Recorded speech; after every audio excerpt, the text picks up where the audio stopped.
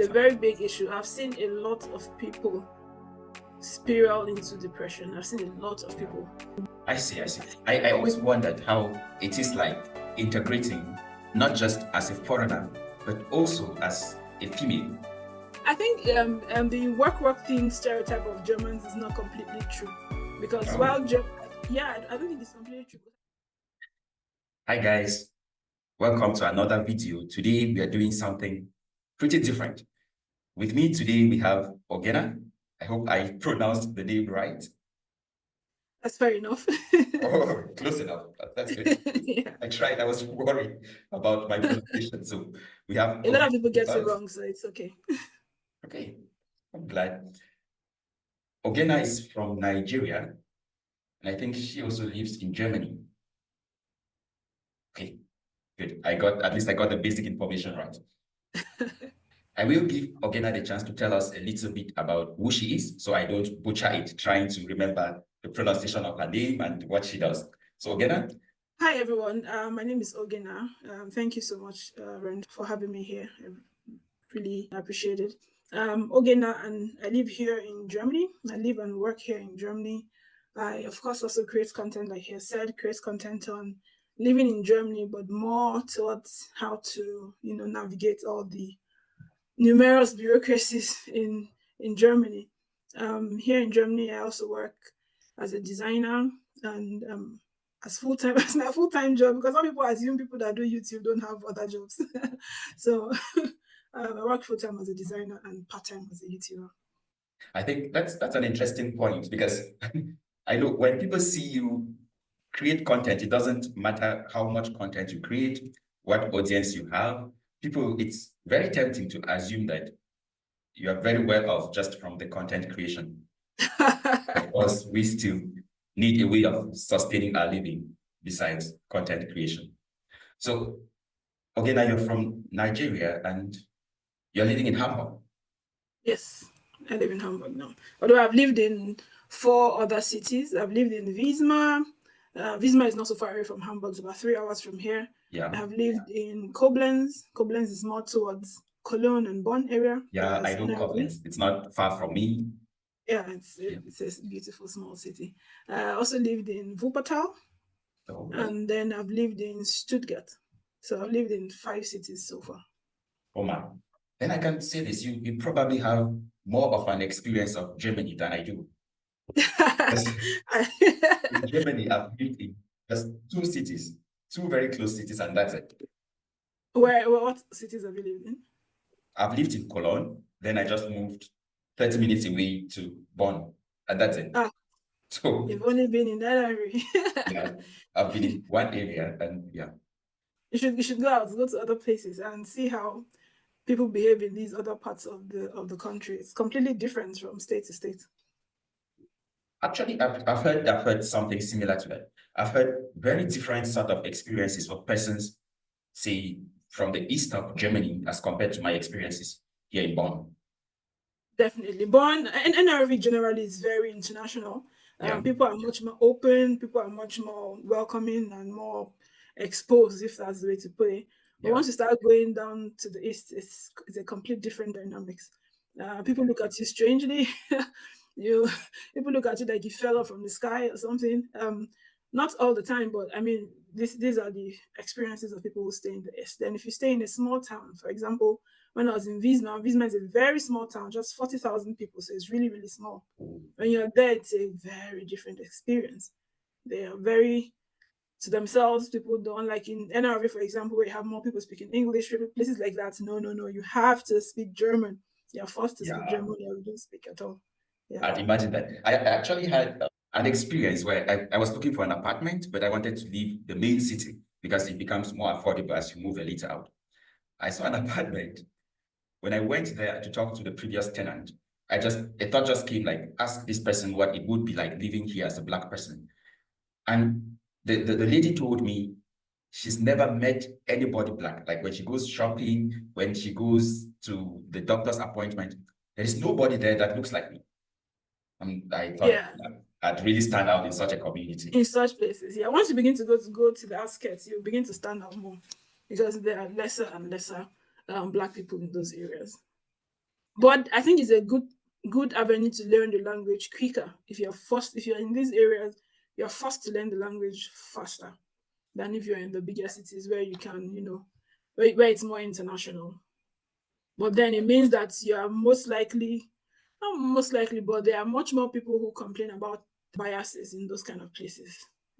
Well, I'm pretty sure that in the not so distant future, I'll have to leave Bonn. And I've really been thinking of somewhere a little more remote because I'll experience a little more of the standing out. But this Yeah. should be interesting. Okay, now coming back to you, when I think from Nigeria to Hamburg, it sounds like, wow, it's really far away from home. For me, Days. coming here, it was totally by chance. As a student, I got a scholarship to come to Germany, and this exposed me to life in Germany, and I enjoyed it. Then I went back home and I looked for means to come back here, at least to stay longer. How was it for you? How did you find yourself all the way from Nigeria to live now in Hamburg? For me, Yeah. I used to say I came to study, but my friends used to say that I followed man to, to Germany. That was Because as good a reason as any. yeah, because to be honest, I had no intentions of leaving Nigeria for anything. Because while I was in Nigeria, I had a very good job. I Yeah. had good everything. I think, at least in my own opinion, I was okay. I didn't need to move. But my husband, who at the time was my fiance, just decided it was a good idea to go and study in Germany because his parents lived in Germany for a very long time, and he convinced me to come along. So he came first, and 1 year later, I came to join him as well to study. So for me, it was, even though it was coming to study, but it was largely because my partner was here. That's been a good experience. So far, in the beginning, I wasn't quite happy, but over time, it has turned out to be the wisest thing to have done at the time. Well, I find that quite interesting because when I look at popular destinations for most people from Nigeria, it's usually to places where English is the primary means of communication. Yeah, because of course that would be easier. Its integration is easier if the language is you're already familiar with it. That's interesting because I was actually thinking that I'd get your point or what your experience is managing the work-life balance here in Germany. I think the work thing stereotype of Germans is not completely true, because Oh, yeah, I don't think it's completely true, because I think Germans face work when it's work, but once it's no longer work, they completely switch from work to their personal life. A lot of times they don't mix. Both lives don't mix. So when they're in the office, the 8 hours that they have for work, they focus on that 8 hours. They deliver. They try to maximize that 8 hours. But once yeah. it's done, that's it. Nobody's calling anyone for anything outside of work hours. When I was in Nigeria, it feels like you're working round the clock. Sometimes I went to work on Sundays as an architect in Nigeria. So I had lots of projects that we need to sometimes meet certain very crazy deadlines. So sometimes you have to go to work on Saturday to look out for some people. Here, that would never happen. No one would do that. I definitely won't use my experience as to make a judgment on this because I'm doing a PhD study and there is nothing like a work week. You just work till it's done. Yeah, PhD people, you guys are living a different life. Not a very exciting life. It's just no. work. But I think for PhDs, it's the same thing all over the world. There's no time frame for what you do. You guys are always round the clock doing whatever you need to do. But once you're outside of that field, once you're working a regular normal job, it's completely different. People don't here in Germany, people don't leave to work. I get what you're saying. I get what you're saying. They don't leave to work, they work so they can live. That's interesting because I've had friends who worry like living in Germany, it's going to be like this. You have to produce, and you can't have a life out of work. But it's interesting to see or to hear from somebody who's in the workforce here in Germany that it's not necessarily that way. No, it's not. You have to deliver during your work hours. You have to deliver during that 8 hours or 7 hours or 2 hours that is in your contract. And now once you're done with that, that's it. Until and the labor laws are so strict that it protects the workers. So if you're even working longer than you're supposed to work, if anything happens to you, the company is in trouble for that.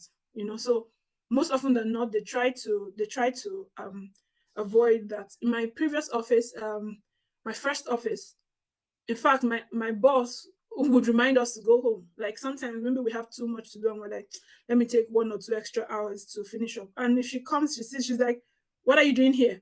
Like, oh, I need to finish. No, go home tomorrow, you continue.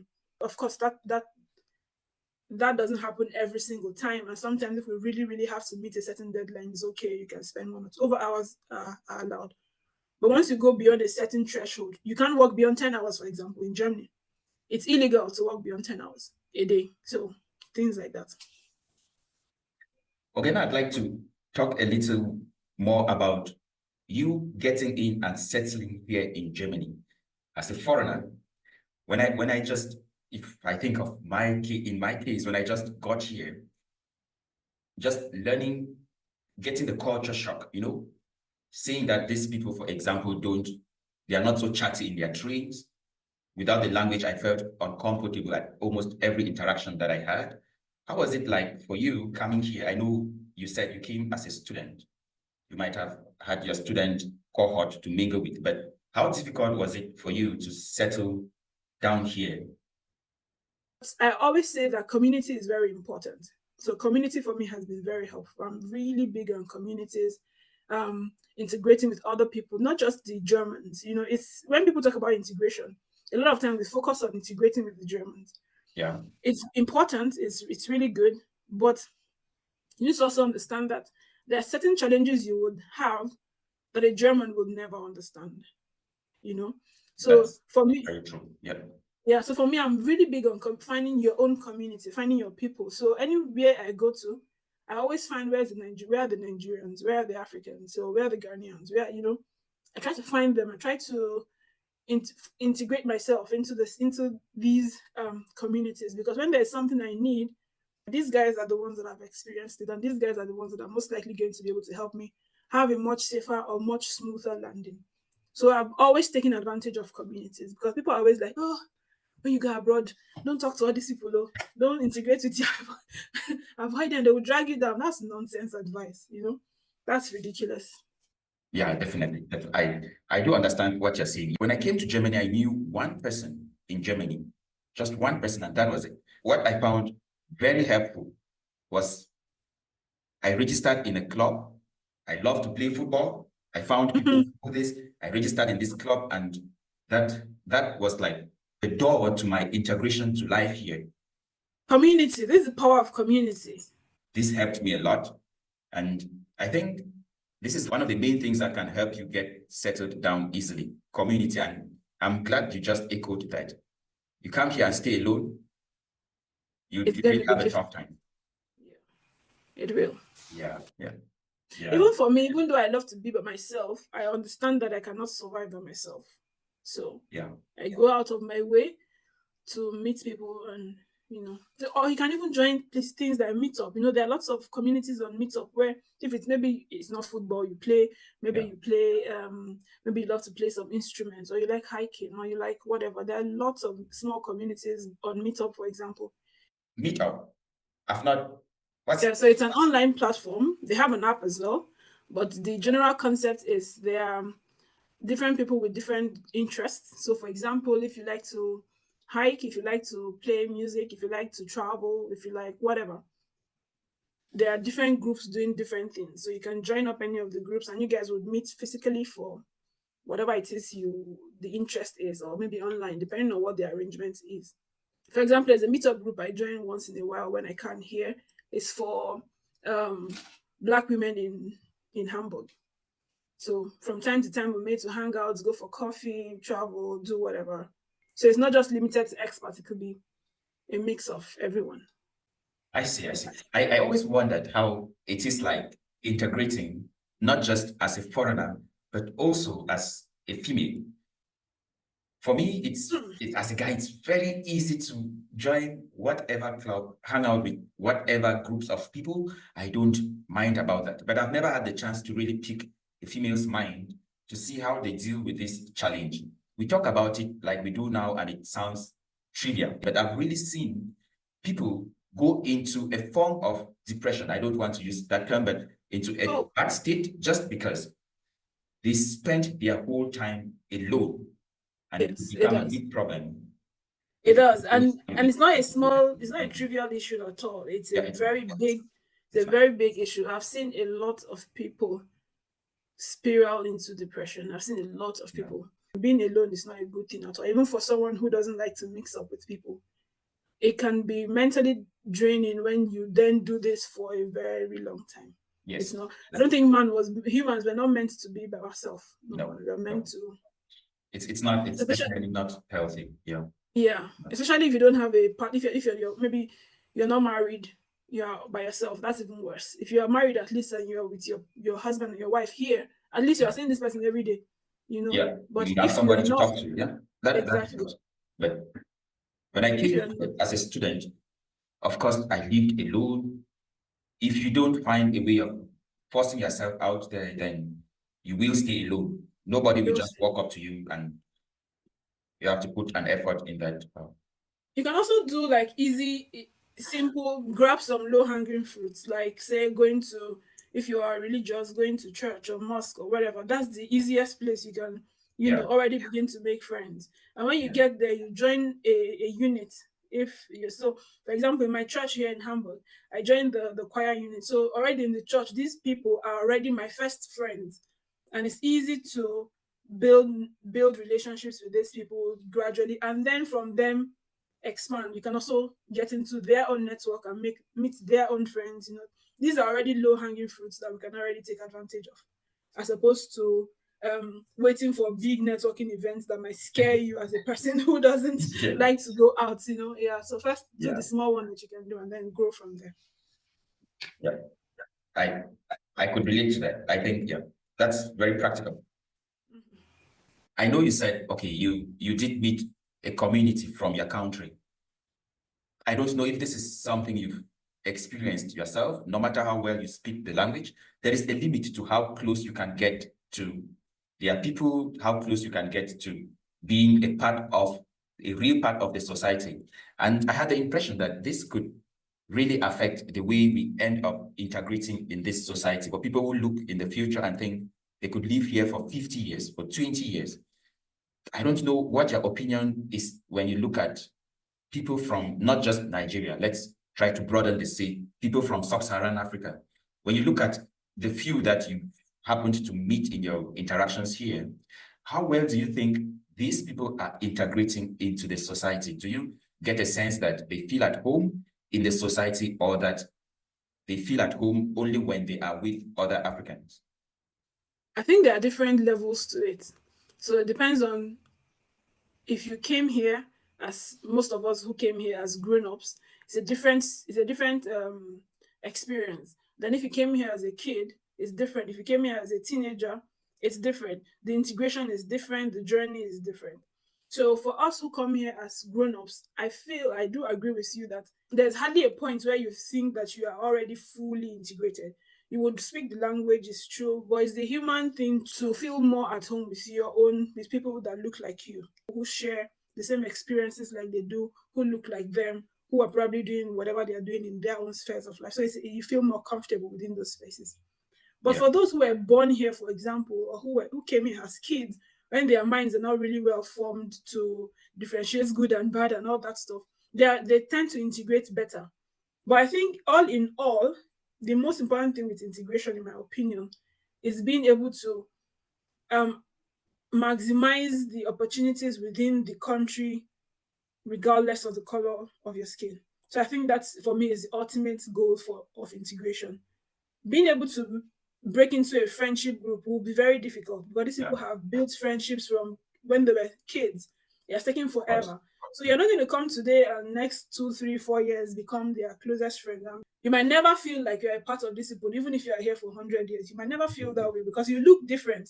So for example, when I was in school, I was the first Black person in my department. So it was, even though my classmates were really lovely, and those ahead of us or those who just came in, they were quite lovely people. I met really fantastic people But like I made a video one time, I was talking about how I still didn't feel completely connected with the class. I always felt different. I always felt like I'm not with my people. Maybe not necessarily I'm not with my people, but just there's always just this feeling of separation to a certain level.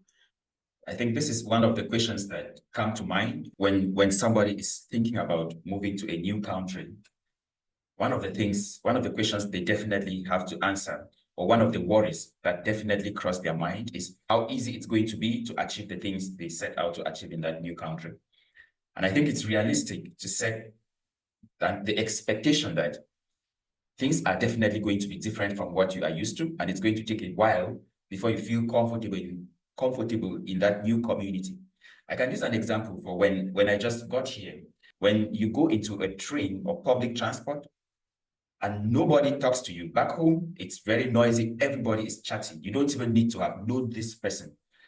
When I came here, my first instinct as I got into a train was to start a discussion with the person seated beside me. And I had to quickly learn that to them, I'm just disturbing their peace. Sort of. It's things like that. You can't fully know what to expect. But I think coming to Germany, it's sensible to expect that things are going to be a little slower. And I think if you have this expectation, it's a little easier to accept these things when they happen.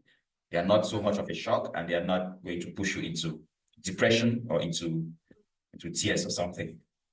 That's why videos like this are very important. So people are aware of what to expect before they come. So your expectations are not super high. And then when you arrive, you are just crushed. True. One expectation I had when I was also thinking about moving to Germany, for the very first time, I come from Cameroon. And I thought I would move to Germany. I expected that everything works perfectly. I didn't expect that there will be any problem. Okay, maybe I didn't expect there will be any problem out of my own doing. I didn't expect that I could have any sort of problem with transportation. I didn't expect I could have any sort of problem with housing. I thought everything was going to be smooth. And then you get here and realize that, they also have their own problems. And the fact that I didn't expect to even encounter stress in any way, it was a little challenging to accept that. And I think if I had such expectations to start with, it would have been much easier to know that, yeah, you have a train that is supposed to come at 10 a.m. and it's cancelled, or it's coming at 10:40. The German efficiency is a miss, really, it's just a miss. But at least, like you said, if you're aware already beforehand, then it's easier to absorb the shock. Nothing works so smoothly. The best of man is still man. True. So no system is perfect. Yeah. Before I left my country, whenever I talked to somebody who was out of Cameroon, they made living abroad sound so glamorous. They made it sound like I have a perfect life. Even when these people come back home and you see that they look stressed out, they never made it sound like there were any problems encountered in their life here. At least they never talked about it. And I think many people still do this.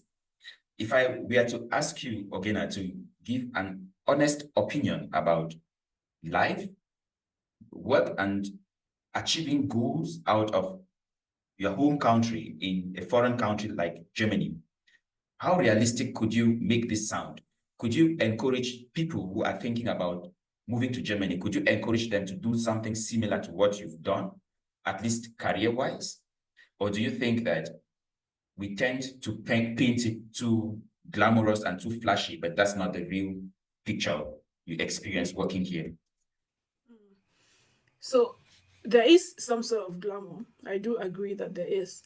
But behind the glamour, there is a lot of work before you can, be living that comfortable life that people tend to paint, even though it's not completely comfortable the way people paint it.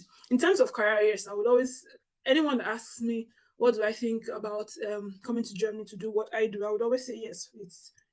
It's a good move. It's a great move. You will do. One thing I always say is, nothing comes to you. You would have to work for everything that you get. Of course, having good networks, meeting people, some doors will be open to you just based on certain network that you're opportune to find yourself in. But the bulk of it would come from your own hard work and sweat. Unlike in Nigeria, for example, where there are certain things you can do behind the scenes. As an architect, I can do multiple stuff. I can have my projects all over the place. I can get income from so many places, and it's a lot easier to do. Here, it's not going to work that way. I can't do some of the things I used to do back home. I can't do here. So in that regard, it's a bit difficult. It's never as glamorous as people paint it. You're shopping, you're traveling. Before you get the money to do that shopping, you have worked. You have really, really, really worked to get that money. However, the good part is that you are confident that your work will yield something. Sometimes when we are back home, there's certain businesses you want to do, and you are so worried about different things that are outside of your control. You don't know if you're going to have steady electricity to run your business. You don't know if, all those kind of things. Here, those fears are already eliminated, they're already taken care of. There's this talk now on opportunity card. I don't know if you've been listening to the rave. Everyone wants to come to Germany with the opportunity card, and I always say that while it is good, it sounds fantastic that, there are jobs and everything. But the reality of the fact is that there are people losing their jobs every day in this country, even though they say there's a lot of labor shortage and all of that. People are losing their jobs. It's not as fantastic or as glamorous as people make it sound. Some people leave their countries and they come here without looking at the whole picture. I told somebody one time who told me she wanted to come for something in the arts. I think linguistics also. Yeah. And my question to her was that, how realistic is this? If you come here with your linguistic degree, what do you want to do? What job are you going to get with it? And if you look at, okay, you've known the area you want to work in, what's the volume of that work? Because you can come here and you end up not doing that which you imagine that you want to come do. You might end up doing lots of menial jobs just to survive. Yeah, and many people find themselves in that trap. Exactly. And now you can't go back home. You can't talk to your family to say this is what the problems are. Not to say that menial jobs are dishonest. Honest labor is always great, whatever it is that you're doing. But then if you have something that this is your vision, this is the career path you want to go through, I would say that you need to think about it properly. Is it relevant? Are there opportunities enough for you to leave your country to come? Because some things might work if you're doing, say, art appreciation, for example. If you're a Nigerian living in Nigeria, you might have better opportunities doing that there than you have doing it here. Because here you're going to be competing with a lot more people who are Germans, who are in their country. They already have a leg up on you, Yeah. So while, yes, on the one hand, if you are able to find yourself in the right profession, in the right place at the right, you're able to get a good job and stuff like that. Yes, it's fantastic. It's a great thing. But we have to plan properly. The reason I'm even thinking about this, I was asking this question is, I see a lot of young Africans come here, and because of the picture they had in mind, they saw their friends come here, and after 2 months, they've started building a home. After 2 months, they've sent a car back home. Then this young person comes in as a student, and they are trying to keep up this unrealistic picture, like I need to send a car back home within the next 2 years.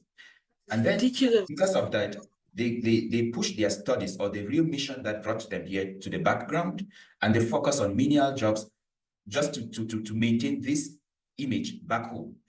And that's how you get trapped in the loop of moving from one menial job to the other, one menial job to the other, and you never ever get to a point of building the career that you moved out of your country to build.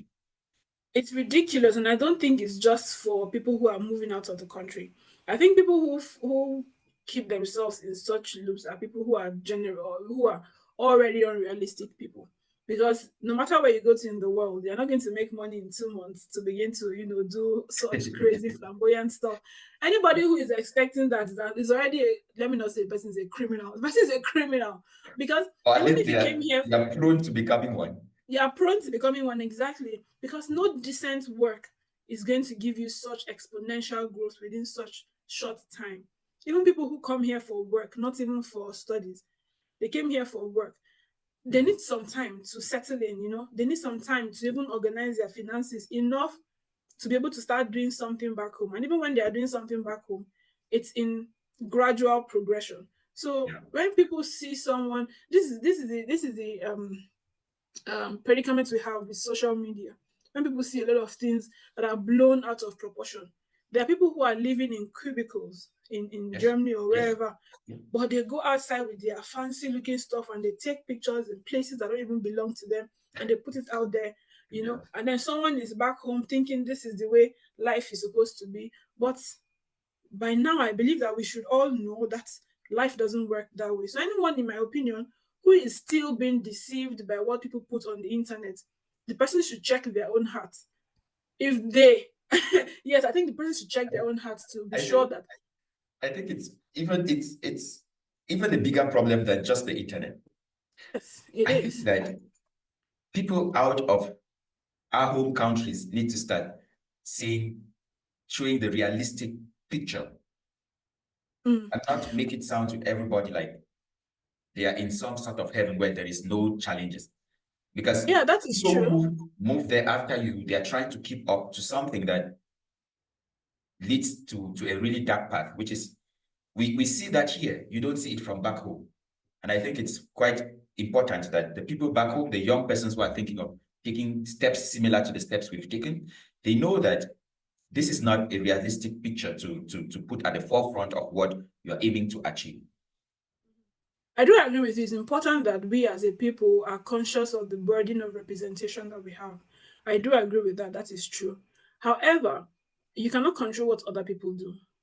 You know, you can't control what people are going to put out. You can't control the pictures people are going to paint. You can't control the narratives people are going to make. You can't control that.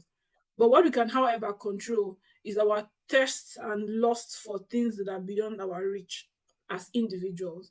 So while we're also talking to people to, as much as possible, be realistic in the pictures that they portray, we should also talk to our young people to learn contentment, to learn that good things take time, to learn that not everything you see on that the internet is not a real place. It's 90% of the things going on there. I don't have statistics to back that up, but 90 or more percent of that is just a lie.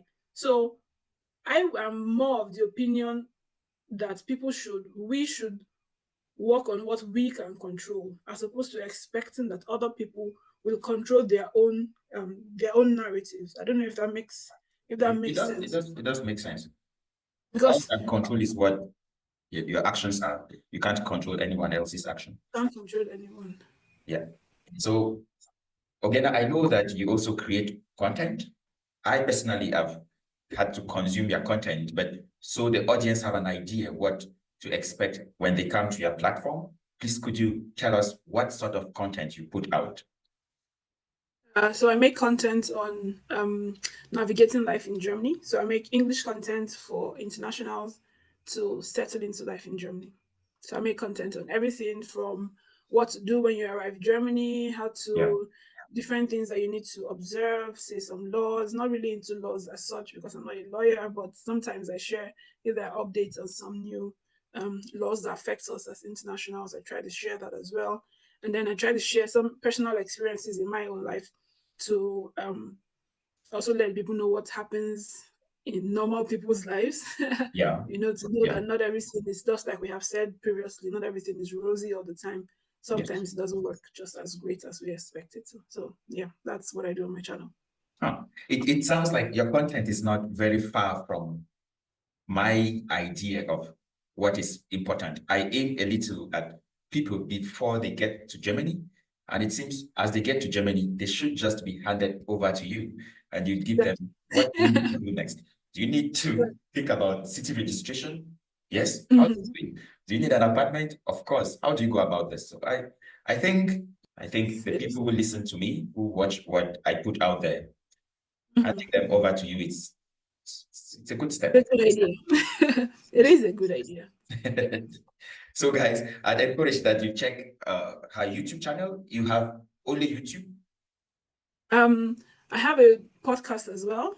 The podcast is called The Diary of Us. The YouTube channel is Niger Girl in Germany. So, like I said, life in Germany.